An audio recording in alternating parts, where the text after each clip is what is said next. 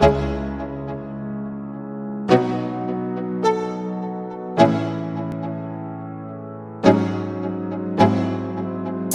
que está ali naquele setor de supermercados, o HGRU11. Ele é um fundo de 2018, ou seja, relativamente recente, que fez aí uma grande transformação no seu portfólio desde quando ele começou lá atrás. Eu separei aqui o relatório gerencial para a gente dar uma olhada, explicar toda a estratégia, explicar todo o fundo para você. Trouxe mais alguns dados e vamos falar bastante sobre o histórico dele para você entender tudo o que você precisa saber sobre este fundo. Então vamos aqui para o relatório só para ver alguns dados iniciais. A gente consegue ver aqui em cima que ele é um fundo bilionário, já tem mais de 2 bilhões de patrimônio, ele começou em abril de 2018, então ele tem aí 4 anos de vida, um pouquinho mais do que isso.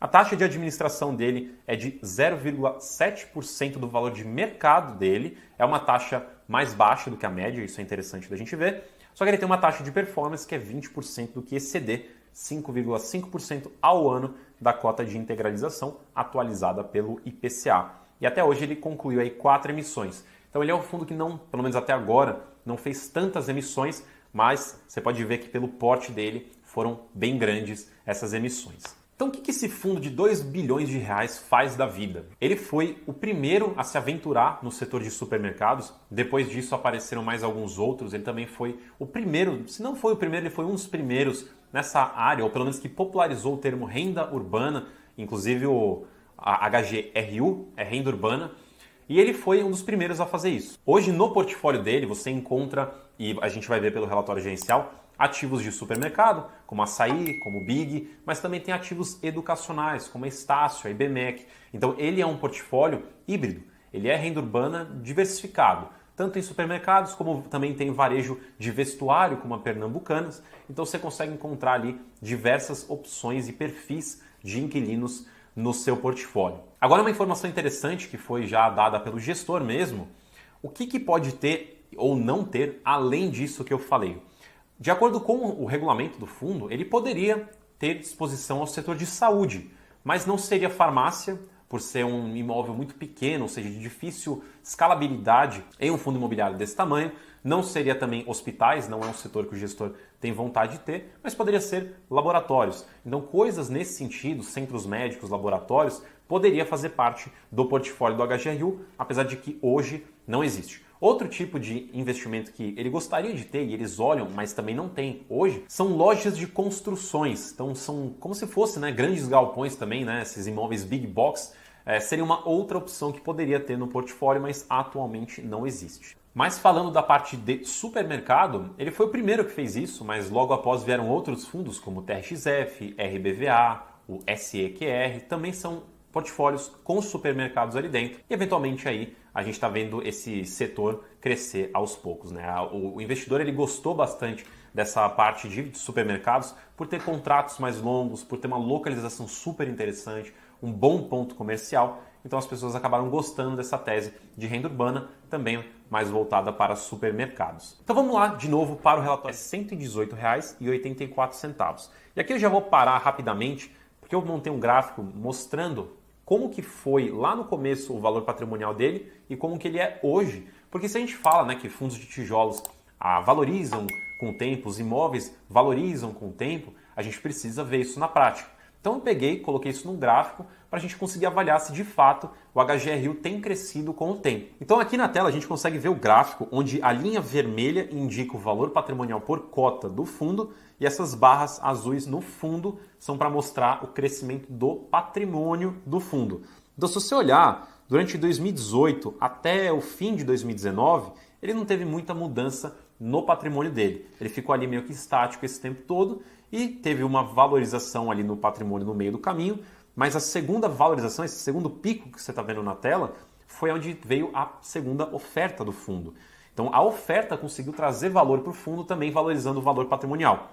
Depois teve mais uma oferta, não teve nenhuma mudança nesse meio tempo, mas esse terceiro pico seria a quarta oferta, ou seja, novamente uma oferta elevou o valor patrimonial do HGRU e de lá para cá teve algumas oscilações, mas permaneceu ali bem perto dos R$120, estando aí no 118,84 atualmente. Então você vê que ao longo dos anos, né, ao longo desses 4 anos, o fundo saiu de um valor patrimonial de R$ 100 aproximadamente, né? Na verdade um pouco menos, lá para R$ 90 e chegou em quase R$ 120.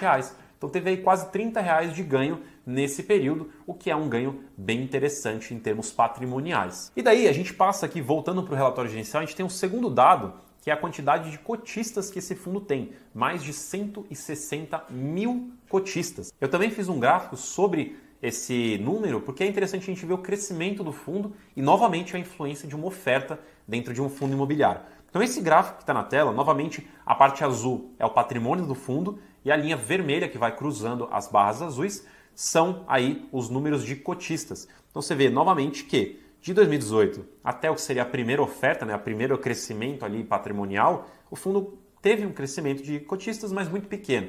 Mas a partir da segunda oferta, né, você vê que tem ali um crescimento mais rápido, mais acelerado do número de cotistas e dali para frente o número vai acelerando cada vez mais, chegando nos 160 mil atuais. Então você vê que uma oferta ela tem esse poder de trazer liquidez e cotistas para um fundo imobiliário, ainda mais o HGRU, que é um fundo que faz primariamente ofertas públicas, que é para o mercado em geral, isso acaba trazendo mais cotistas também. Então, com esse número de cotistas, ele conseguiu atingir a 11ª posição de maior fundo imobiliário em termos de cotistas da Bolsa e também o 7º colocado em fundos de tijolos, também em número de cotistas. Então você vê que ele está lá no topo. Em questão de patrimônio, eu falei que ele tem mais de 2 bilhões de reais de patrimônio. Isso coloca ele em 13º dos maiores fundos imobiliários da Bolsa e em 6º dos maiores fundos de tijolos da nossa Bolsa. Então ele é, de fato, um dos maiores fundos imobiliários que a gente tem atualmente em cenário atual e eu vou complementando com a história do fundo para você entender também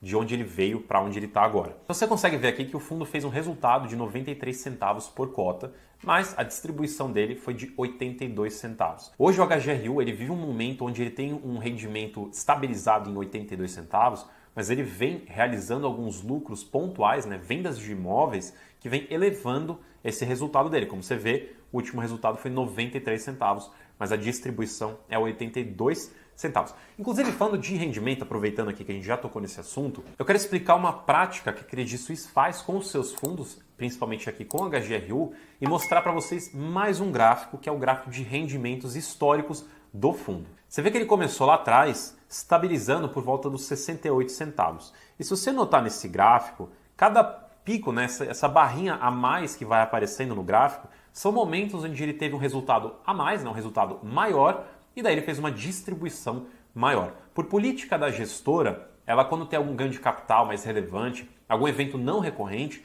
ela não distribui dividido entre os meses, né? Ela não lineariza nos meses, ela guarda e distribui no final do semestre. Por isso que neste gráfico você consegue ver alguns picos. Então era sempre fechamento do semestre, era o final do ano ou meio do ano, eles fazem uma distribuição maior. Então ao longo dos anos, até durante ali começo de 2021 mais ou menos, você vê que o rendimento era muito bem estável em 68 centavos com esses picos, mas a partir dali, meio de 2021, a gente começou a ver esses degrauzinhos subindo. Então ele passou de 68 centavos, cruzou os 70 centavos e hoje ele está nos 82 centavos. Então você vê que este é um fundo que tem um rendimento histórico bem linear, ele tem alguns ganhos pontuais que são distribuídos, mas ele está conseguindo fazer nesses últimos meses aumentos da sua renda. Inclusive eu vou mostrar algumas coisas aqui no relatório que pode indicar também um potencial de continuar valorizando, né, melhorando a sua renda futuramente. Voltando para o relatório,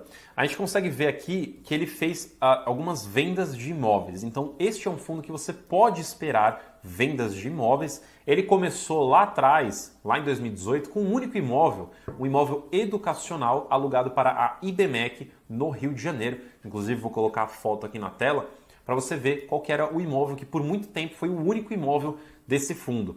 Aí, se você lembrar daqueles gráficos que eu mostrei no começo do vídeo, ele fez a segunda oferta. Essa segunda oferta aumentou, multiplicou o patrimônio dele em aproximadamente 4 vezes, então foi um crescimento muito grande, onde ele começou aí a comprar as suas lojas e supermercados e foi diversificando nesse setor também. Mas por muito tempo ele foi um fundo mono inquilino, mono ativo, o que contribuiu bastante para essa estabilidade dele durante esse tempo todo. Mas hoje ele tem um porte de 2 bilhões, ele tem ali quase 100 imóveis no portfólio dele e ele já declarou, o gestor já disse que ele vai fazer algumas vendas pontuais e realizar alguns lucros. Como você pode ver aqui no relatório, recentemente ele vendeu um imóvel da Pernambucanas, que é um dos inquilinos, fez 8 centavos de lucro por cota, e um outro também imóvel da Pernambucanas, 5 centavos por cota. Essa parte aqui, essa segunda parte, eu destaquei para mostrar que o fundo recentemente estabeleceu um novo patamar de distribuição, que são os 82 centavos que eu mencionei, mas ele começou lá nos 68 centavos. Então ele é um fundo que vem, sempre que aumenta o rendimento recorrente, né, ser estável, é para manter de fato nesse patamar. Ele tem essas distribuições pontuais de fim de semestre, normal, acontece por conta desses lucros esporádicos, mas tirando isso, quando ele aumenta o rendimento, é para manter neste novo patamar, que atualmente é de 82 centavos. Aqui eu vou pular um pouco, porque são explicações das vendas. Se você tem esse fundo ou interesse nele, eu recomendo que você lê, mas essencialmente ele vem reciclando o portfólio dele. Esse pedaço aqui, esse parágrafo, acho que é um dos parágrafos mais importantes para você entender o fundo daqui para frente. O gestor fala que ele vai continuar trabalhando com a reciclagem do portfólio. Então, como eu falei, ele tem quase 100 imóveis, ele comprou vários como se fosse um atacado, ele comprou diversas lojas de uma única vez, inclusive a compra das lojas da Pernambucanas foram 66, se eu não me engano, de uma vez. Então foi uma compra de 66 lojas de uma vez. E ele comprou no atacado e aí vai vendendo no varejo, vai vendendo uma loja individualmente aí para quem tiver interesse e obviamente extraindo mais valor dessas vendas. E aqui nesse parágrafo ele menciona que ele deve continuar vendendo até arrecadar entre 100 e 150 milhões de valor de venda, tá? Não é valor de lucro, é o de venda, total vendido. E daí ele menciona que ele pode destravar algo próximo a 30 a 45 milhões de reais de lucro. Então, se você quer saber quanto que isso dá em lucro por cota, então se você pegar 30 milhões, por exemplo, e dividir ali pela quantidade de cotas que o fundo tem atualmente, isso deve dar um número próximo ali a 1,60 por cota. Então você vê que é um número expressivo de lucro. Isso considerando 30 milhões, né? Então você pode fazer aí um exercício de 45 milhões de lucro para ver quanto que isso dá. Obviamente, caso o fundo venda os imóveis. Isso aqui é só uma estimativa do que eles pretendem ter aí de resultado. Continuando no relatório, a gente tem mais racional das vendas para o propósito desse vídeo. Mas a gente tem a parte de alavancagem.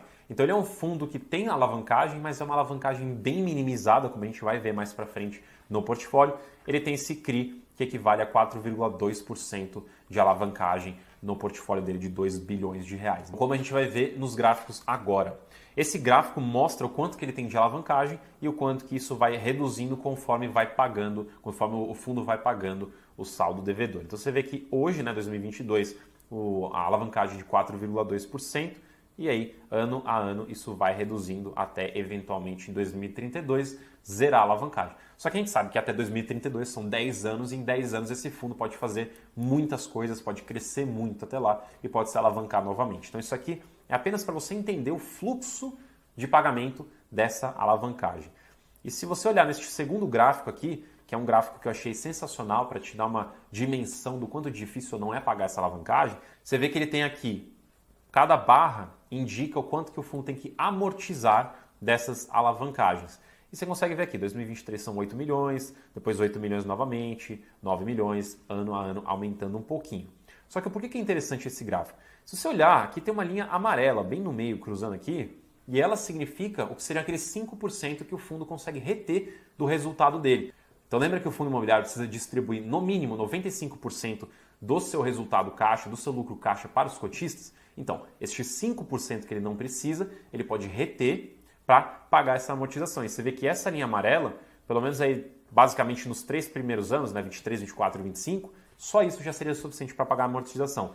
E nos próximos anos seria quase suficiente para pagar a amortização. Muito próximo, ele precisaria de muito pouco caixa. Só que isso seria no pior cenário. Então, no pior cenário, eles poderiam reter os 5% para cobrir essa amortização. Só que ele pode, nesse meio tempo, vender imóveis, juntar dinheiro para isso, fazer emissões. Então há outros meios que o fundo pode ter para pagar essas amortizações. Então você vê que a proporção dela, né, a relevância dela é bem pequena, porque ele tem vários mecanismos para conseguir pagar essas amortizações ao longo dos anos. Na parte ainda dos comentários do gestor no relatório, tem uma parte comercial.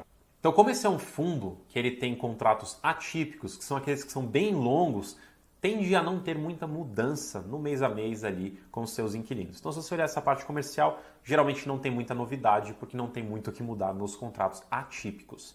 Só que tem uma instância, um caso, onde o fundo está discutindo com o inquilino uma possível negociação do aluguel.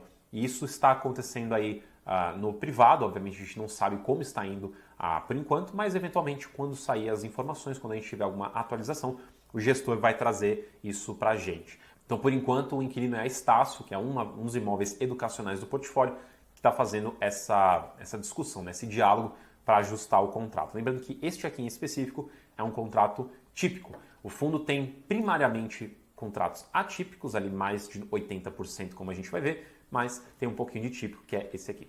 Aqui eu quero trazer para você uma informação sobre a composição do portfólio. Aqui a gente vai começar a aprender um pouquinho mais sobre, de fato, o que tem dentro desse fundo. Se a gente olhar este gráfico no relatório gerencial, a gente vê a composição dele.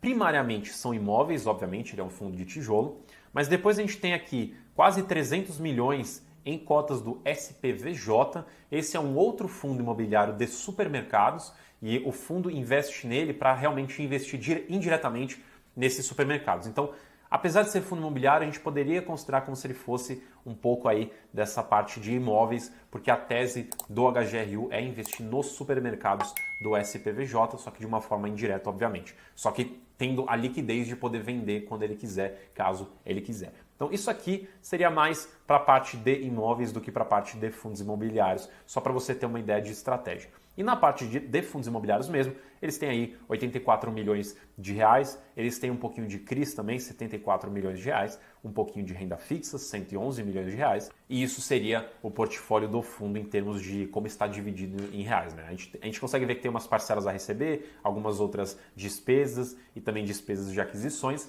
mas olhando o portfólio em si hoje, ele tem principalmente imóveis, contando aí as cotas do SPVJ, um pouco de CRI, um pouco de FI e um pouco de renda fixa. Isso é importante a gente saber também, porque se você olhar nesta tabela do relatório gerencial, ele mostra muito claramente o que ele tem de obrigações daqui para frente, a pagar e a receber. Então, se você olhar, dentro dos próximos 6 meses, ele tem várias aquisições para pagar, ou seja, são compras que ele já fez, mas tem algumas pendências que ele precisa pagar. Então você consegue ver nessa tabela aquisições que ele tem para fazer, que podem ser aí parcelas que ainda estão pendentes, pode ser algum tipo de despesa que ele ainda tem que pagar, como ITBI, enfim, aqui são todas as despesas futuras que ele tem, incluindo alavancagens e tudo mais. Então aqui você consegue ver a necessidade de caixa que ele tem para os próximos anos. E ele divide entre até 6 meses, de 6 a 12 meses e mais do que 12 meses. E você consegue ver também que aqui no meio do caminho tem alguns valores a receber também. Aí você consegue ter uma noção melhor de